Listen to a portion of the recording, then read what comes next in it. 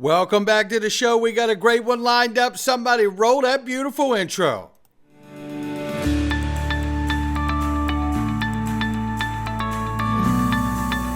Digital Perspectives with Brad Kimes. Come on in.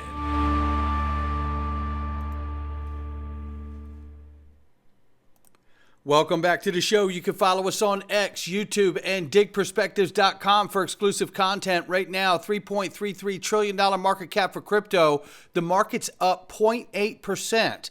Right now, Bitcoin 97,900 plus, 2,600 plus for Ethereum.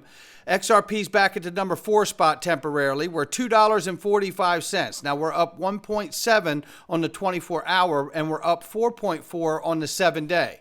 Let's look at the range of price very quickly between 232 on the bottom and 246 on the top. We're right there at 245. We'll keep an eye on it. There are some good things coming our way, is what the technical analysts say. And I've got some great fundamental news for you today. This right here is XRP Las Vegas. I want you to just see some of the people you're going to see, meet in person, see on stage. Let me tell you. We are counting down to XRP Las Vegas 2025. We're witnessing a flurry of positive activity surrounding long-awaited crypto legislation. Now is the time to learn more about the evolution of finance and Web3. You'll want to know more about your options in the new world of decentralized finance. Hear from the best in the industry on stage, including the Honorable Chris Giancarlo, Uphold Simon McLaughlin, a fireside chat with Brad Garlinghouse and Chris Brummer, Stephen McClurg, Canary Capital, and more. Go to xrplasvegas.com for speaker updates, ticket information, MGM Grand Room discounts, and more. The journey has been long, and we will celebrate together at the world's largest XRP conference, XRP Las Vegas 2025. Get your tickets now. See you there. No doubt about it. Lock in, ladies and gentlemen. Links underneath the video. Meanwhile, things are heating up because as we move towards utility and the next wave of development in this space, we're seeing some competition arise. Oh, Stellar took a shot at us. Yeah, look at this. They said over the weekend, imagine spending more on lawyers than developers and calling it progress. Whoa, shots fired, ladies and gentlemen. I believe all of this is in direct reflection to the fact that we are going into a competition phase for adoption here. And it has been started. The shots fired to start the race, right? That's what's happening here. Vet says, imagine forking the XRP ledger and calling it progress. And here's the actual fight for competition right here, because now we see that Ondo Finance has announced that we got treasuries launched on the XRP ledger, and they've just announced that they're coming to Stellar too. Yeah, we don't need to play the clip, but here it is. And our chain expansion efforts will continue. We recently announced that OUSG is coming to the XRP ledger, and we're excited to also announce today that USDY is coming to Stellar. There you have it. Competition begins, ladies and gentlemen.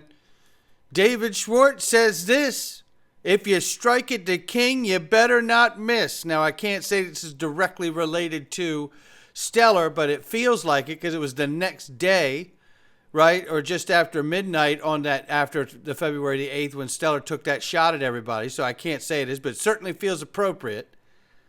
And this is a reminder from DAI here. If you are going to strike at the king, you better not miss. See, not a lot of people remember that back in 2015, XRP was in the number 2 spot. Ethereum took it in 2016. Then we took it back 2017, 2018. And then we got sued not long after that, right here, right? Regulatory capture of the SEC in 2020. And then they've had it on lock ever since. But all of that's about to change, ladies and gentlemen. All of that is about to change. Speculation on cooperation. Why did Jed McCaleb leave, right? Take a listen to this from John Deaton. Why did he leave Ripple?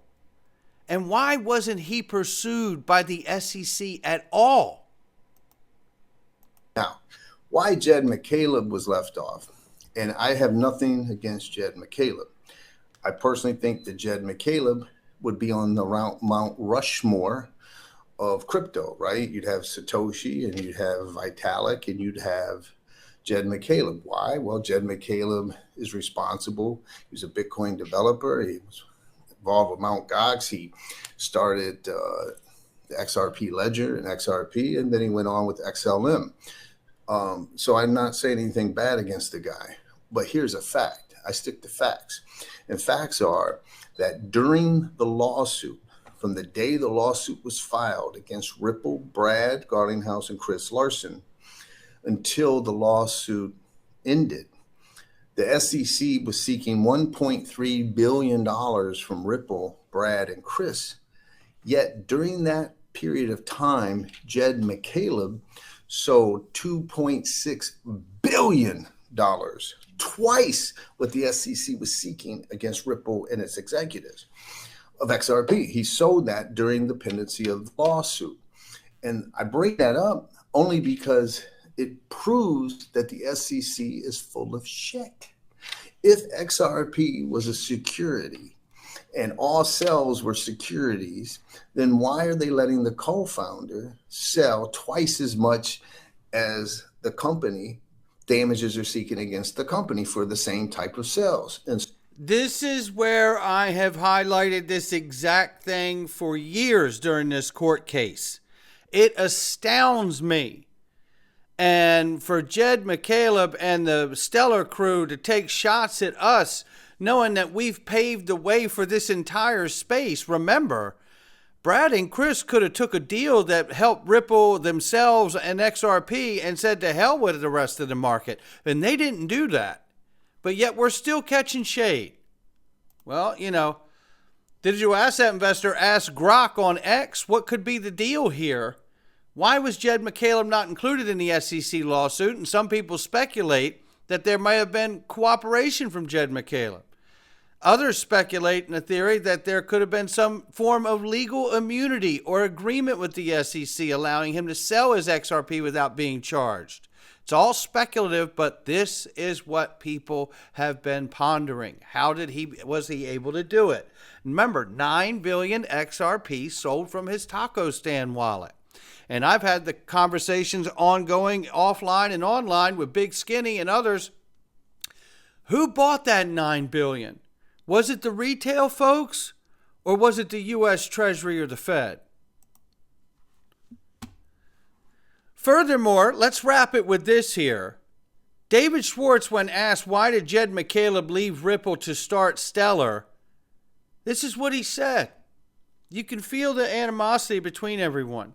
Jed had a long string of bad ideas that Ripple's board of directors refused to implement, so Jed started Stellar based on those ideas. Jed wanted Ripple to do a Facebook giveaway. Ripple would not do that, so that was one of the first things Stellar did. The giveaway was generally considered a disaster. As it became clear that each of his rejected ideas were bad, Stellar pivoted to become a clone of Ripple. Jed tried to dump on his XRP quickly, and Ripple acted to stop him through a series of lawsuits. Thanks to Ripple's refusal, Jed's XRP will probably be worth more than $1 billion. He will probably be the only person to become a self-made billionaire despite his best efforts. Wow. When companies solicit investors, those investors get stock and voting rights. Some of them get seats on the board of directors. And you bring on smart people to help you make good decisions. Heck, Jed brought in Chris to be the CEO. Jed's reaction not getting his way on these issues was to publicly say bad things about the company and start a competitor. In my opinion, unless you think the company is doing something illegal, severely immoral, betraying your investors or employees that way is unconscionable. Note that this is not a comment on what Stellar is doing now or their likelihood of success. It is just about why Jed McCaleb started Stellar. I was there, but I cannot claim to be unbiased. This is just the parts about which I am relatively certain. There are things that I suspect that are even worse. Wow. Let's change gears here. And you're going to love where we're going. We know that it was announced going into the weekend that Ripple partners with the CFTC, and it is to initiate a digital asset markets pilot program. What does that mean? A CTFTC's digital asset markets pilot program for tokenized non-cash collateral such as stablecoins. And this will include Circle, Coinbase, Crypto.com, and Ripple. There you have that. Now, with that being said, let's listen to what David Schwartz says about how many stablecoins does the whole entire industry actually need? Do we need so many stable coins? What is going to happen in this world of stable coins as this industry becomes more mature? You know, we don't need that many stable coins. There's reasons why you might want more than one. There is actually some special. Two, right? well, one is diversification of risk, right? It would be really weird if we build this entire DeFi ecosystem that's all decentralized and it's all based on Ripple's reserve, and if Ripple collapses, the whole system collapses. There might be people who don't trust Ripple. I don't know why they wouldn't, but and they wouldn't be able to use RLUSD, and obviously the whole world, right? So yeah, you can make an argument that there's some small number, but there is some specialization that really does happen. Stablecoins aren't yield-bearing, and so that they're not volatile, and they're tied to jurisdictions, they're tied to particular entities. So you could sort of imagine a world where you have this proliferation of millions of stablecoins. I don't think that's, millions is obviously not true, but like a large number. I think there probably will be a bit of a shakeout and some consolidation. But I do think, 5, seems like roughly the right order of magnitude. Right. Yeah. And what's special about... Wow. That's interesting, especially knowing that imagine 5 stable coins being wrapped up with Circle's in there, Coinbase is in there, Ripple's in there. So imagine Circle and Ripple being used in this pilot. Likely, they're a part of it. Right. This is getting exciting. And then this is too. Now I want to take you, first of all, this entire 5 minutes and 38 seconds is really, really good. It's really great, actually. But I want to take you to the section where we hop forward here. And she talks about, really the concerns that she has in the market as a regulator, that she has to be concerned. They have to be creative and think of, worst case scenarios. It's their job. Well, listen to what she says about systemically important financial market utilities. And then the second aspect is probably for the CFTC in particular, when I think about what is the CFTC's role amongst all of the authorities in the world, we're not a member of FSB, but the members of FSB. So what's FSB? The Financial Stability Board. And Commissioner Uyeda, who actually the SEC is a member of the Financial Stability Board, and of course Sandra does a lot of coordination with that. He'll be able to tell you more about it because we're not allowed to be a member. The U.S. can only have 3 members, and we're not one of them. Although is that because of George Washington, or is that?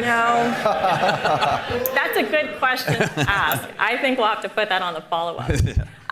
But at any rate, so there are plenty of regulators around the world that supervise and monitor the activities of financial institutions, particularly global systemically important banks, for example, and FSOC has a great role in particular around that. But well, don't we love hearing her talk about FSOC and systemically important financial market utilities? How long we've been talking about all of that business?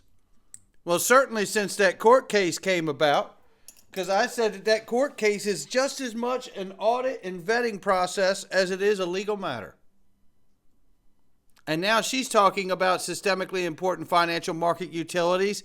And remind me again who they are piloting with at the CFTC. That's right. Commissioner Pham is employing Circle, Coinbase, Crypto.com, and Ripple. That is correct. As we talk about these systemically important financial market utilities. Now listen to her talk about how important it is to have these SIFMUs and things, because the clearinghouses, which are already systemically important, think about the size of those markets. But for the CFTC, uniquely speaking, even though We have a global jurisdiction that's probably only second, maybe, to the Department of Justice when we think about our enforcement authority over fraud, abuse, or manipulation in any markets where it can enter the stream of commerce. So that's the global commodity markets, for example. But we also directly oversee pretty much, I think, all of the GSIBs who are registered with us, both U.S. and non-U.S. as swap dealers, and also what's known as systemically important financial market utilities. That includes clearinghouses for the most part. So we have been, and we still are, the primary regulator of the largest clearinghouses in the world. And so we're a clearinghouse to fail. That would have a cascading effect that would be like a triple black swan event for the financial system. And that's why one of the key aspects of the Dodd-Frank regulatory reforms and the G20 derivatives regulatory reforms was to ensure the resiliency of clearinghouses and to ensure that there was robust oversight. That's primarily done through, there's so many acronyms. We get it, though. There are a lot of acronyms, but listen to what she's talking about. You got to avoid the triple black swan event. If these clearinghouses were to go bust, right, or have an issue and go down, it would be a nightmare. Well, what kind of a nightmare? I asked Grok, I said, ballpark the figure for me. What is the size of market that the CFTC is overseeing when it comes to the clearinghouses? So in other words, what are they settling every year? So the ballpark figure from Grok here is on the low end, we're talking about 500 trillion with these clearinghouses that Commissioner Pham is talking about. And on the upper end, it's potentially over 1 quadrillion. And the truth is we know it's over 1 quadrillion because it's the DTC is a clearinghouse and they do over 1 quadrillion themselves. That's what we're talking about. That's the pilot that just included Ripple and the use of stablecoins like the real USD. That's what we're talking about. And there's also this factor. CFTC launching digital asset markets pilot so we can make sure that these clearinghouses are safe and protected and not vulnerable. Well, listen to what she says here about making sure that no non-state-backed currency could ever challenge the role of the U.S. dollar.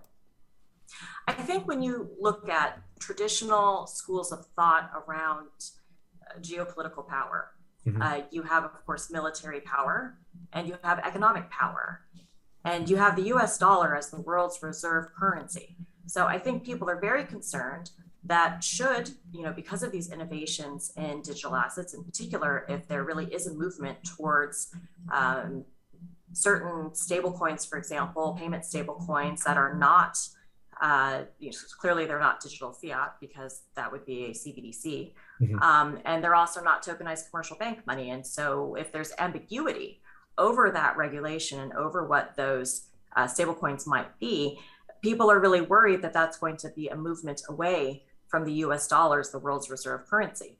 And that is a national security issue for the United States, as well as a deeply monetary policy issue as well. So this is really, I think, things that people are thinking about, and it's things that people are concerned about. And I think there are also concerns about what does it mean, again, from a geopolitical perspective, if should another currency arise as the world's reserve currency, or if there's a non-state currency, so to speak, that becomes a world's reserve. That's another thing that I think people are very concerned about. There you go. This is the kind of stuff that she's thinking about as the interim head of the CFTC. And meanwhile, we got a pilot with the CFTC to help dial in the use of stablecoins, Hello Real USD, as a pilot program for the entire digital market platform for the CFTC, loving where this is going. And at the same time, David Schwartz says we're on the cusp of mass institutional adoption. I feel like we really are on the cusp of a mass institutional adoption, both of DeFi and of other blockchain technologies. I think this is also like one of the key obstacles to mass retail adoption. A lot of people in the space previously thought that retail adoption was like the big wave, But I think institutional adoption is a precursor. You have to connect to where people are. You have to go to where the value is. Bingo. You can't build a new financial system from zero, ignoring the existing financial system where everybody's money is, where all the value is, where the real world is, trillions of dollars in value. You can't just say, oh, forget about all that. Let's just build something new over here. That doesn't work. And so I think this wave of institutional adoption over the next year or two is going to be what's going to pave the way for mass retail adoption. And then we can deliver on those promises. Like, we all want to bank the unbanked, but like the unbanked, like they have to be able to spend their money to buy groceries and pay their phone bill. And so we have to have that institutional connectivity. And I don't think there are any obstacles. I think that's and I think this conference shows that. Absolutely right. I absolutely agree with every single bit of that. Now, if David Schwartz was a YouTuber, he would be attacked for the last 4 years like I've been for saying pretty much the same damn thing. Nonetheless, here we are. This is 2017, 2018, where the shelf is here. And here's the shelf where we are today. Things are very interesting, ladies and gentlemen. With all the fundamental news in front of us, I couldn't be happier about it. We're going into the Freedom Zone, and I hope you will join us. We're going to pick up the conversation with the USAID, and all of that waste and fraud and corruption is being ripped out of our government, and our tax dollars going to be saved and given back. I tell you, what a moment this is to be alive and an American. We're going in right now, not financial advice from me or anyone else. It's just my digital perspectives. Come on in. All right.